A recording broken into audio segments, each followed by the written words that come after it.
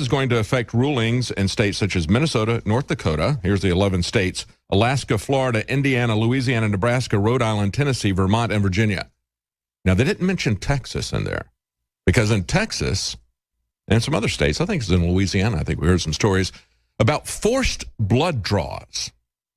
I mean, really, seriously, strapping you down, not only saying, well, we're going to take your license away, but we're not even going to wait for that. We're going to forcibly strap you to a gurney and draw blood out of you. And we've had situations we've reported on here where the people that they did that to were totally sober. Totally sober. Are we going to allow ourselves to be treated that way? Evidently so. And evidently, even though they ruled against these additional penalties, there's nothing in here about forced blood draws. And they don't even mention Texas.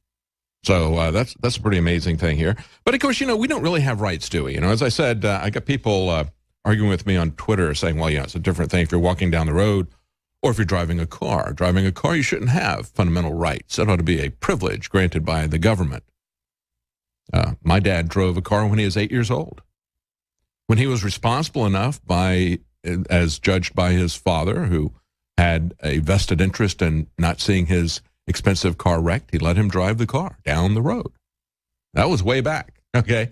But the bottom line is, they're doing the same thing now in Virginia. They're saying you can't drive a boat without a special license unless you are over a certain age, because they know people my age aren't going to stand up for that BS. We're not going to have you turn our rights into privileges. But look at this in Florida, okay? You think, wow, that's different. People are operating a dangerous motor vehicle, and we need to determine ahead of time whether they're okay. Look, let the insurance company adjudicate and have an independent person say, hey, this is a good driver or not a good driver. I mean, I'm okay with that. I'm not okay, actually, with them forcing you to buy insurance. I think you ought to be able to sue people. I don't have to have insurance to do most of the things I do in life, and I don't agree with insurance for cars either. I'm kind of an anarchist, I guess, but I do believe that government is good for some things, not very many. And whatever they do, they don't seem to do it very well, do they?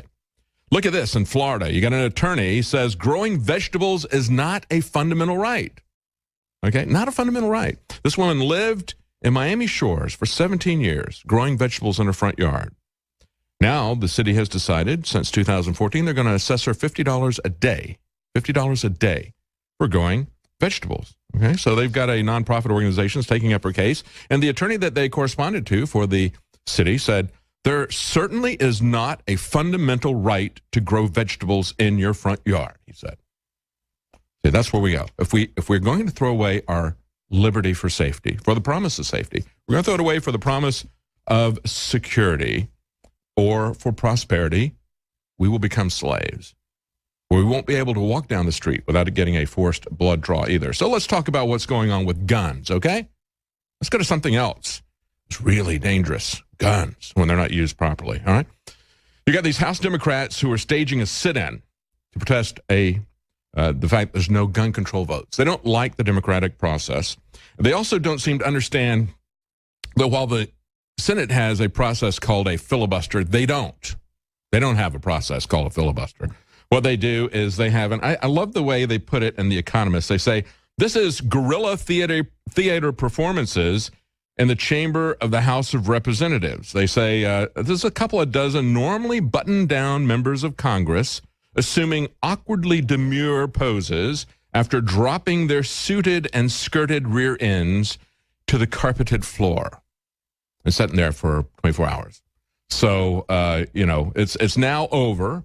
I guess, the filibuster, I guess they said, instead of it being a filibuster, I guess they said, I feel my butt hurt. And they stopped, okay? But they got their moment of guerrilla theater, and they put it out on social media. And, of course, we had that one incident where you had Representative from Texas, Louis Gohmert, got up and got very close in a yelling match. And people said, well, it looks like they came pretty close to coming to blows. They got other members from both sides to part them. They said earlier, these people shouted down Speaker Paul Ryan when he attempted to restore order as their protest stretched into the night. And here's the point. They don't have a filibuster, as I said, but you wind up getting a sit-in because you have a chair, Paul Ryan, who doesn't work. When you don't have a chair, you wind up with a sit-in. So he tried to get control of it overnight. He tried to bring order. He couldn't do it. And they're in there shouting, chanting, "We shall overcome," as if it's a civil rights meeting. Should somebody tell these people that if they want to approach civil rights, they don't take our fundamental God-given rights to protect ourselves that are guaranteed in the Constitution and try to overturn that? Instead, what they ought to do is stand behind the Sixth Amendment and say you're not going to create these secret lists where people are put on it without their knowledge, where they're not given an opportunity to defend themselves in a public and speedy trial. That's what the Constitution says, right? Have a jury trial of their peers, be afforded a lawyer if they can't afford one. All these things are in the Sixth Amendment. They don't care about that. The no-fly list is already punishment assigned to people who have merely been accused in absentia, secretly, by a star chamber process of being bad guys. That's all I have to do. So they don't want to stand up for real civil rights, okay? And the true irony of it is, if you look at the picture of this guy, John Lewis, okay, as Dermot Breen and Leanne McAdoo are pointing out, this is a guy who's been on the no-fly list multiple times himself, along with Ted Kennedy, okay? He should know better than this. As a matter of fact, he's been on civil rights. He's been on a watch list himself because he was a civil rights activist, just like Martin Luther King was on a watch list himself. They don't care about that because now he's part of the power establishment, isn't he? Now John Lewis is part of the establishment. So now what he demands is that other people be put on watch lists. And not only that, other people be punished. He wasn't punished for being on a watch list, okay? But he wants to enact punishments. He wants to say, well, we put you on a list and label you as such, then, you're going to have to, you're not going to be able to travel.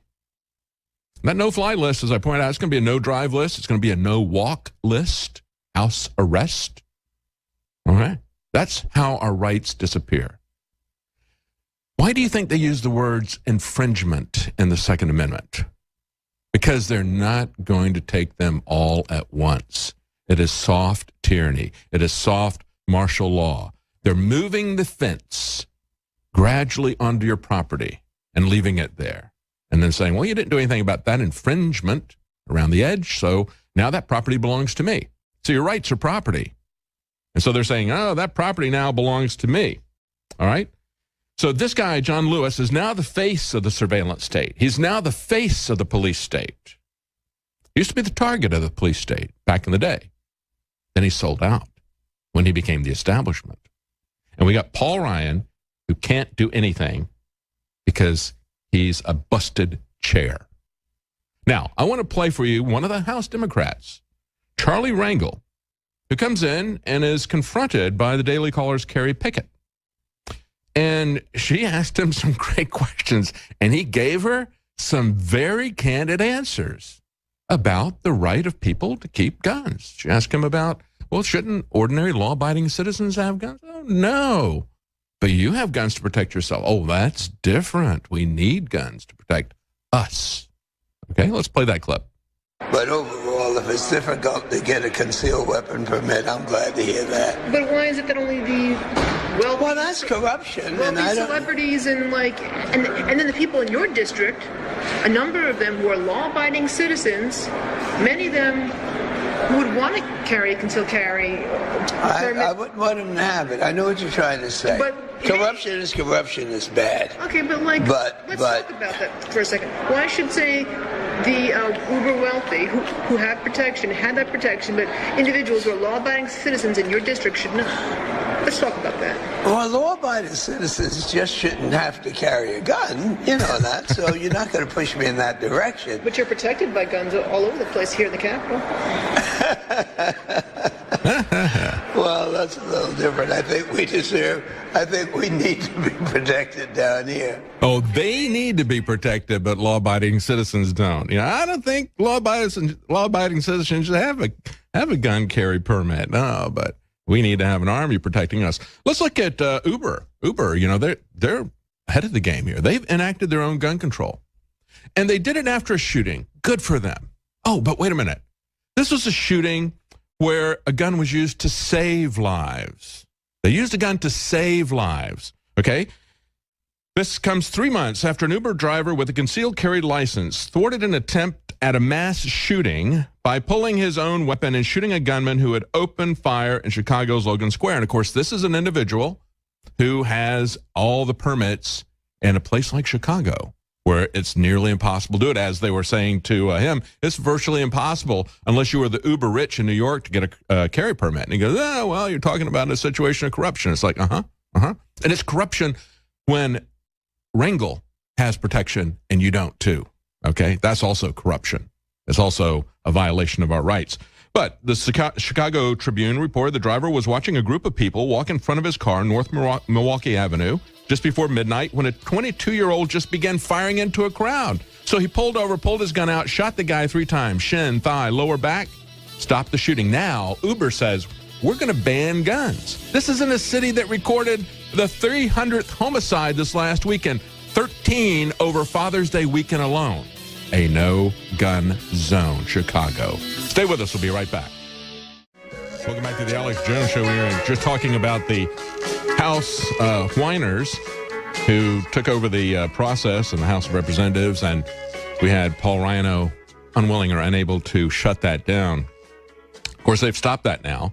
But Leanne McAdoo gave this to our producer who ran in here and said, hey, here's a letter from just 2 years ago, signed by a lot of these Democrats, okay, especially John Lewis, who's become the spokesperson for this, saying, sent this to Homeland Security and said, watch lists are an important tool to guard against terrorism, but they must strike the right balance with U.S. civil rights and liberties. Innocent Americans who are placed on the watch list, there has to be a method for them to have redress for this. Yeah, you know what it's called? The Sixth Amendment. And so they wrote this letter of concern, and if you got that document cam there, you can see John Lewis's signature right there as part of that document right there. Okay? Yet now they're not concerned about that. And you know what? Nothing has changed, except it's gotten worse. Okay? And now they want to use that to apply punishments to people who are on the list when they know that innocent people are being put on that list. And also in the news today, we have users claiming that Google, this is via Drudge Report on Daily Caller, users are claiming that Google is putting Trump emails in their spam box. These are people who use Gmail, and they say, hey, all these Trump campaign things are being automatically put in spam, even though I didn't want it that way. And, of course, there's been previous reports by Julian Assange, they point out, WikiLeaks, saying Google is directly engaged with the Hillary Clinton campaign. We've seen evidence of this. We know that former CEO of Google, Eric Schmidt, last year started an organization called The Groundwork with the intention of getting Hillary Clinton elected. And, of course, there's been more than 400 visits to the White House, to the Obama White House, by the Google people. So, yeah, they're going to censor that. You know, one way that you can get the message out, that you can get out there and get this information out, we talked about this yesterday, Slate was absolutely apoplectic about the fact that there was a professional poker player, 27-year-old lady who was also on the latest season of Survivor, and she was in Vegas wearing a Hillary for Prison T-shirt, our T-shirt. And they even say she got it at InfoWars. Oh, these people are paranoid. Well, you know, she's informed. As a matter of fact, she voted for Obama in 2008, she said, but, you know, she understood what he's done. She's not happy with what he did, and she sees Hillary Clinton as a corrupt criminal. And she is. And if you want other people to understand that you want to put her in the big house and not in the White House, get your Hillary for Prison T-shirt. We have an incredible discount going on right now on those T-shirts. Right now, you can get your first one for 50% off. And if you sign up for our newsletter, you can get the second one for 75% off. So that's an incredible discount off of already very competitive priced T-shirts. Take a look at that. It's a great design. Very, very popular. You'll see them all over the place, and it's a, let's say, a conversation starter, especially with the mainstream media. We've also got some news here on Brexit. A lot of people are wondering, when are we going to get some results? Well, we're not going to have any exit polls there, interestingly enough. This is an article that appeared yesterday where they were talking about, they said, you know, unlike normal general elections, there won't be any exit polls at 10 p.m. London time or 5 p.m. Eastern time when the voting stations close. That's because none of the British broadcasters have commissioned any exit polls because of concerns over accuracy. That's according to the Telegraph. Concerns over accuracy. Now, would that be concerns over the accuracy